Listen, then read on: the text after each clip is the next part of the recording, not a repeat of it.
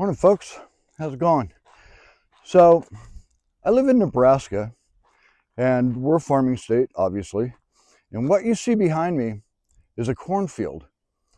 Cornfields are very common in Nebraska. As you can tell, there's another one right across the road.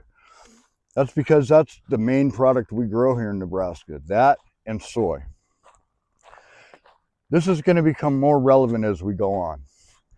So, Trump's tariffs go into effect. Hold on, there's a car going by. Trump's tariffs go into effect starting this weekend. One of the things affected by that is produce that comes in from other countries. We import over 40% of our produce from abroad, from other countries. And the reason isn't because they have the bestest tomatoes or the bestest peppers. The reason we import it is because we don't have the capacity to grow that food here. And if we did decide to do that, it would take a long time. And a couple months ago, when Trump was asked about this at a press conference, he was asked, aren't you afraid that by raising tariffs on food products, that it's going to raise prices at the grocery store? And Trump said he wasn't worried because he knows that our farmers will, and I quote, get busy and grow the food the people need. Okay. How? How are you going to do that? We don't have the capacity to do it. You're going to convert these cornfields into vegetable fields? Here's the problem you have with that. Every cornfield around here is GMO corn. That's not a problem. I don't have a problem with GMO stuff. I think GMO is probably one of the most incredible things that science has come up with in my lifetime. But that being said, GMO seed requires specific things. GMO seed is very sensitive to weed pressure. It doesn't like weeds. But that's okay because the GMO seed is produced in such a way as to be resistant to herbicides, which means that before planting, all these fields get sprayed a heavy dose of Roundup because that is basically what the seeds are immune to. And the Roundup kills all the weeds in the field. Bug pressure is not really a problem because it's built into the seed. But these seeds are incredibly fertilizer intensive. So you have to fertilize, you have to feed them. And one of the reasons you have to do that is because the soil is dead. You've put so much chemicals into the soil that there's no more earthworms, there's no bacteria. It's dead soil. It's basically just a substrate at this point. If you're not putting nutrients in, nothing's going to grow. These fields are so dead that weeds don't grow in them. You don't get any weeds. That's how dead the soil is.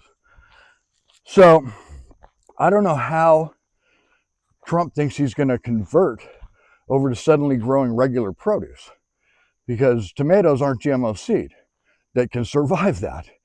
And if we wanted to make a farm policy to where we could grow the capacity we need, well, we'd have to start converting these fields because there's 100 acres here, just within a couple miles. Okay, there's hundreds, if not thousands, of these exact same cornfields throughout my county. There's probably tens, if not hundreds of thousands of these exact same cornfields throughout the state. That's millions of acres of corn growing. And I know you think, oh, well, God, we got corn. Look at all the corn we're growing. None of that is for you. Not one bit of it. That corn is meant to feed pigs and cows. That corn is meant to fuel your gas tank. That corn is not for you. So millions of acres of corn growing in Nebraska, and we don't have any food. It's like being stranded in the ocean and saying water, water everywhere, but not a drop to drink. That's the way it is here. There's food everywhere. Can't eat any of it. So to convert these fields so that we could grow vegetables, you're looking at a minimum of 5 years. That's 5 years to rebuild this soil, make it alive again so that it will support life. And it'll take 3 years before you can even get anything to grow. And after 5 years, your yields are still going to suck. So changing over isn't that simple. Now, we could invest as a country and dump a bunch of money into it, probably hundreds of billions of dollars, get everything refurbished and get it back up, and probably still take us 3 years. So if our genius president had any clue as to what the hell he was doing, he would know that if he wanted to do something like this, he should have started 5 years ago. He should have started 5 years ago, got these fields prepped, got the crops planted, and then went ahead and imposed the tariffs. But the way he's done it now, he's imposed the tariffs. And I believe, if I'm not wrong, the produce tariffs are around 25%. So we have to pay 25% more for our produce for no other reason. I don't even know the reason. We can't grow it, people. We can't feed the people. We used to be the bread box of the world. It hasn't been that way in decades. What we grow now is we grow food for livestock and cars. That's what we grow. Sure, I mean, down south in Kansas and stuff, they're growing wheat, and that goes on the table. But for here in Iowa and South Dakota, it's all fucking corn, baby. That's the lifeblood of this economy. Anyway, let me give you a little bit of information on why it's not really a bad idea to do what Trump's talking about, though. So when you look at these land around here, and I said we have 100 acres of corn just right around me. That 100 acres of corn will feed enough cattle so that if we butcher those cattle and people eat that cattle would sustain them calorie-wise, would sustain 18 people for that year. If we were to refurbish these fields and turn them back into healthy, growing fields with soil that's just rich and fertile and everything else, like it should be, that same 100 acres of land would grow enough produce to produce the same amount of calories that the cows produce to feed 212 people. So 100 acres right now feeds 18 people.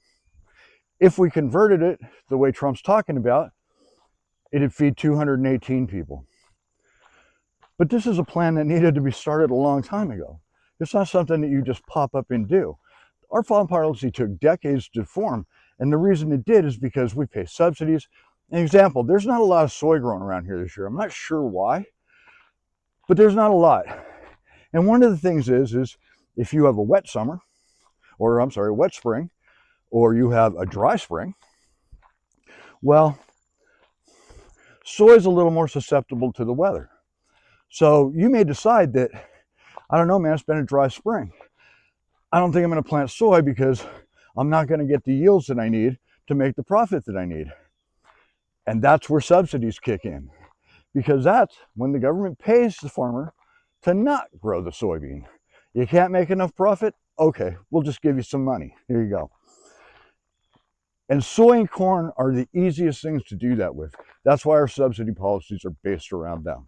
Everything else is a lot more complicated than that. So anyway, the point here being is that we have to stop listening to people that don't know what the hell they're talking about. Trump doesn't know what he's talking about when it comes to feeding the people of this country. Food security is the most number one thing in any society. Don't believe me? Look at Gaza. Food security is paramount. And right now we have food security importing it from other countries, because ostensibly they're our friends and we're nice to them so they don't mind selling us shit, right? But if you want to move farming here, good luck. You're going to have a mass starvation because we don't have the capacity and we don't have the will to do what it would take to give us that capacity.